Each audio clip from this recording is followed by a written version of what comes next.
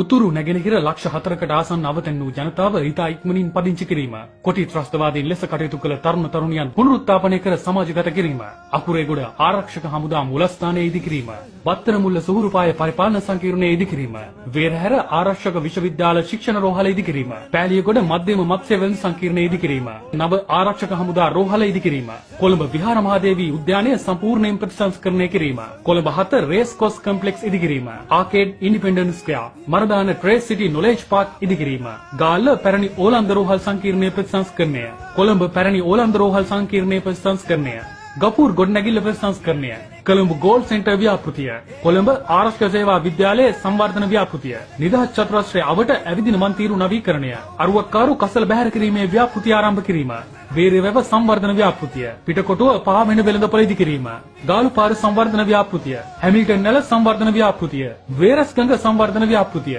Nuwara Eliya Gregory වැව සංවර්ධන ව්‍යාපෘතිය, බෝගම්බර බන්ධනාගාරයේ සංවර්ධන ව්‍යාපෘතිය, පානදුර නගර සංවර්ධන ව්‍යාපෘතිය, කුරුණෑගල වැව සංවර්ධන ව්‍යාපෘතිය, දියතුයන බත්තරමුල්ල, දෙල්කඳ මහජනපොළ, නාවල තෙත්බිම් උද්‍යානය, තලවතුගොඩ දියසරු උයන, බැත්තගාන තෙත්බිම් උද්‍යානය, කිඹුලාවල සහ කෝට්ටේ නිපොන් මාවත ඇවිදින මන්තිරු ඉදි කිරීම, කාකදූපත වෙරළ උද්‍යානය ඉදි කිරීම, කිලිනොච්චිය හරිත උයන, යාපනය වෙරළ උද්‍යානය, ටාටා නිවාස සංකීර්ණය, ඉපොලොගොම රණවිරු ගම්මානය ඉදි කිරීම, වනාතමුල්ල නව නිවාස සංකීර්ණය, සිරිල් සී පෙරේරා මාවත නිවාස සංකීර්ණය, සාලමුල්ල නව නිවාස සංකීර්ණය, දෙමටගොඩ නව නිවාස සංකීර්ණය, මාලිගාවත්ත නව නිවාස සංකීර්ණය, ඒනමුල්ල නිවාස සංකීර්ණය, එදිරිසිංහවත්ත නිවාස සංකීර්ණය, අලුත් මාවත නිවාස සංකීර්ණය, කොතලාවල ආර්ථික විශ්වවිද්‍යාලයේ හම්බන්තොට සූරියවැව මණ්ඩපය ආරම්භ කිරීම, යාපනය ආරක්ෂක මූලස්ථානය සඳහා නව ගොඩනැගිලි සංකීර්ණයක් ඉදි කිරීම, ආබාධිත රණවිරුවන් වෙනුවෙන් රණවිරු අභිමන්සල් සහ මිහිඳු සෙත් මැදුර ආරම්භ කිරීම, අත්තිඩිය ගුවන් හමුදා